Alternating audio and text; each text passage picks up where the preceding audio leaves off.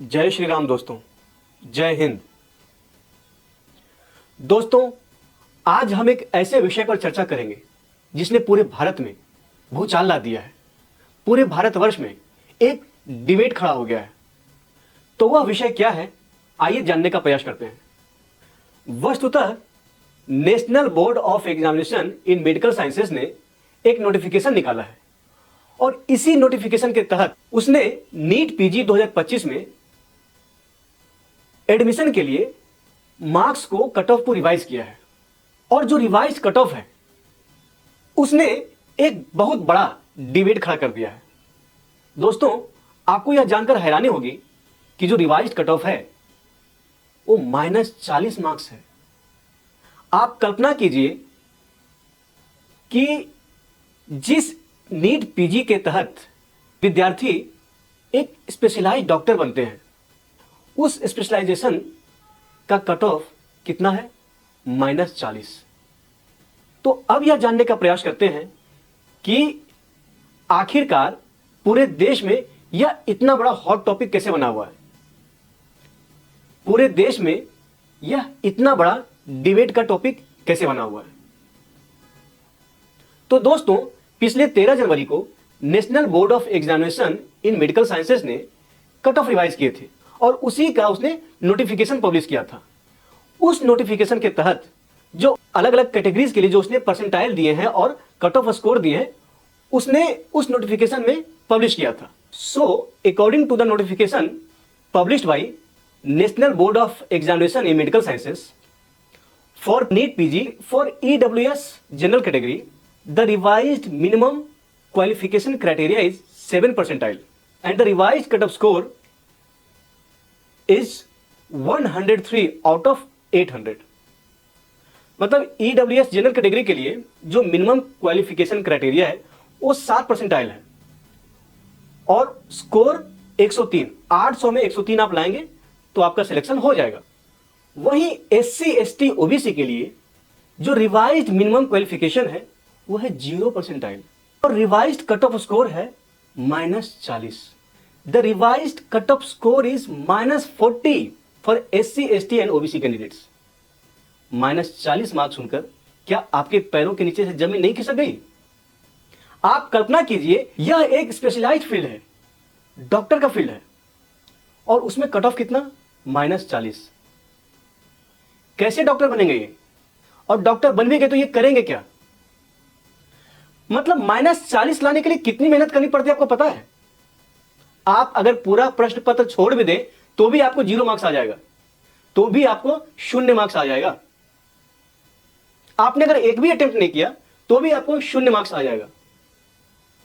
लेकिन -40 लाने के लिए आपको मेहनत तो करनी पड़ेगी और वही दिन रात मेहनत करके ही -40 लाया जा सकता है। अब इस देश की विडंबना देखिए कि -40 लाने पर भी आप इस देश के डॉक्टर बन सकते हैं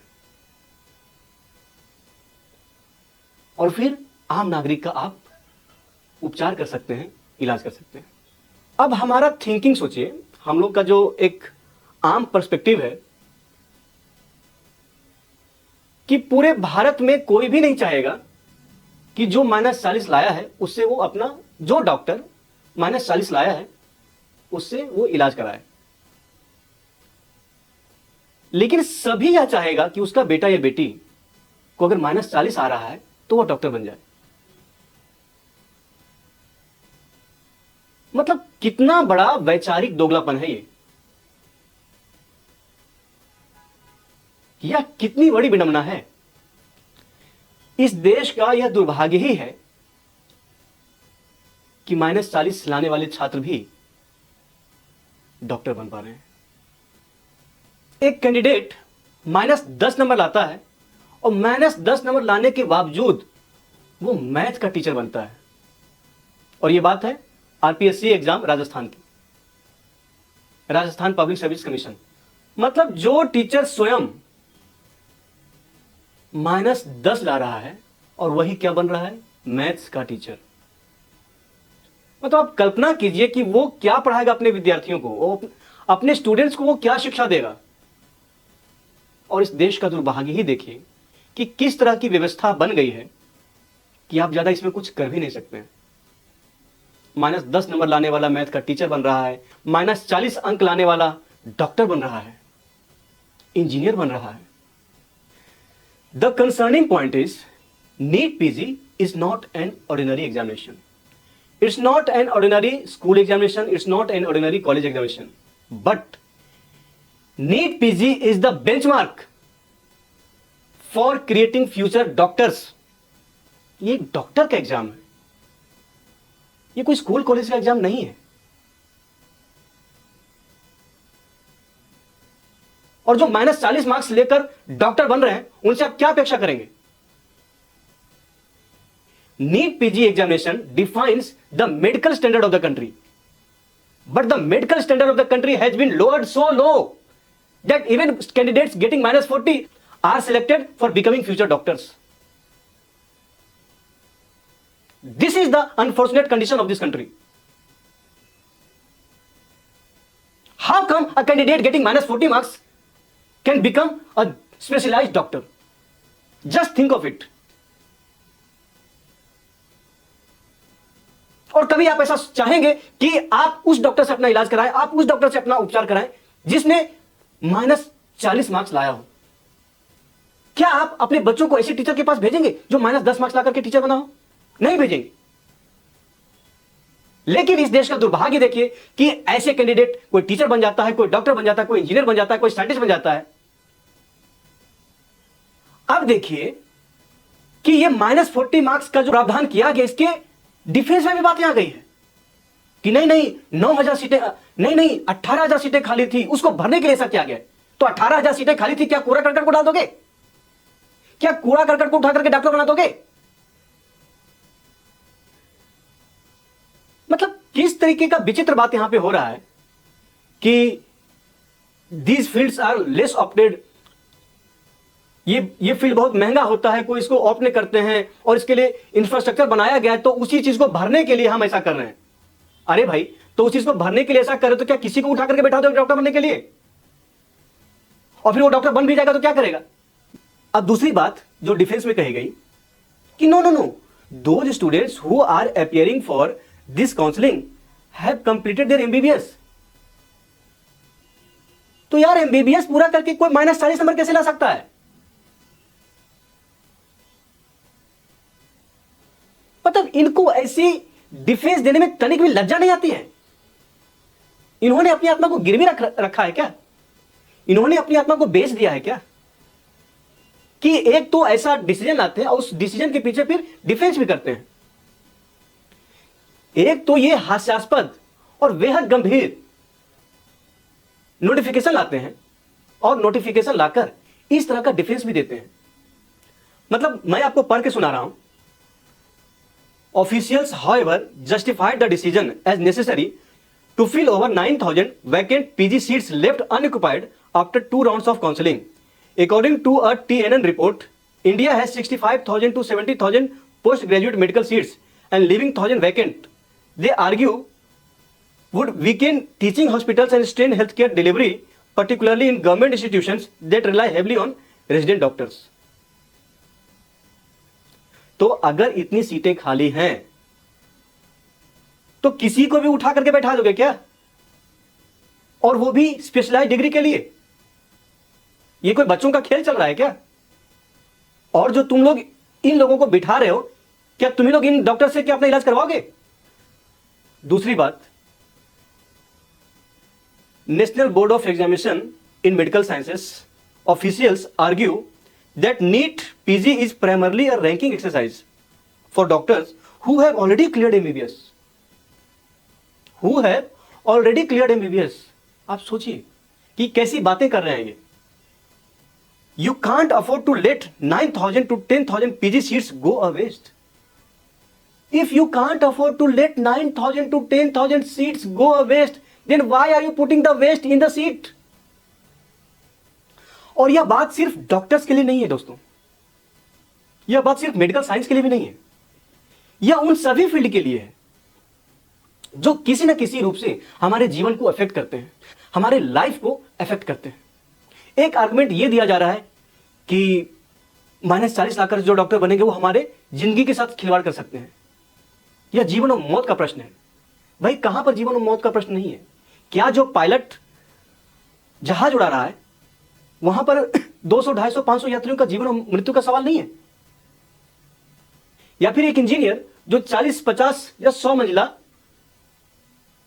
बिल्डिंग बना रहा है, जो स्ट्रक्चर ले डाउन कर रहा है, वहां पर क्या लोगों के जीवन और मृत्यु का प्रश्न नहीं है? या फिर एक रेलवे पुल बना रहा है, एक ओवरहेड ब्रिज बना रहा है, तो वहां पर क्या लोगों के जीवन और मृत्यु का प्रश्न नहीं है? और सिर्फ जीवन मृत्यु का प्रश्न ही क्यों, किसी न किसी प्रकार से यह हमारे लाइफ को अफेक्ट करता है। चाहे वो डॉक्टर हो, इंजीनियर हो, साइंटिस्ट हो, केमिस्ट हो, फार्मासिस्ट हो, मेटलर्जिस्ट हो, एविएशन इंडस्ट्री हो, शिपिंग इंडस्ट्री हो, जितने भी सारे तमाम तरीके का जो फील्ड है, सभी फील्ड में गुणवत्ता तो चाहिए, क्वालिटी तो चाहिए। और अगर आप इस तरह से क्वालिटी के साथ खिलवाड़ करोगे, क्वालिटी के साथ कंप्रोमाइज करोगे, तो यह किसी ना किसी रूप में हमारे लाइफ को अफेक्ट तो करेगा। The federation of all India medical association has raised the concern and described the decision as unprecedented and illogical. It also warned that allowing candidates with negative marks to pursue postgraduate training cannot be justified under any academic or ethical standards. According to a PTI report, FAIMA President Dr. Rohan Krishna wrote to Union Health Minister JP Nadda saying, "This decision raises serious concern about the quality of future specialists and poses a direct threat to patient safety, particularly in government hospitals. Lowering educational standards merely to fill vacant seats in certain private medical colleges is unacceptable and sets a harmful precedent for the future of India's medical education system." तो साफ सीधी सी बात है कि इस decision ने सच में एक गलत प्रेसिडेंट सेट कर दिया है कि आप नेगेटिव मार्क्स ला करके भी बिंदास डॉक्टर बन सकते हो। मैं इस बात से हतप्रभ हूं, निशब्द हूं। -40 मार्क्स लाकर भी आप एक स्पेशलाइज्ड डॉक्टर बन सकते हैं। मैं चिंतित भी हूं कि आखिरकार हम एजुकेशन सिस्टम को कहां तक ले जा रहे हैं। अपने पॉलिटिकल विम्स एंड फैंसीज को सेटिस्फाई करने के लिए हम किस तरह से जो देश का ढांचा है, जो फाउंडेशन है, उस चीज को ही हम खत्म करते जा रहे हैं। हम लोग किस तरह से क्वालिटी के साथ कंप्रोमाइज कर रहे हैं, क्वालिटी एजुकेशन के साथ खिलवाड़ कर रहे हैं।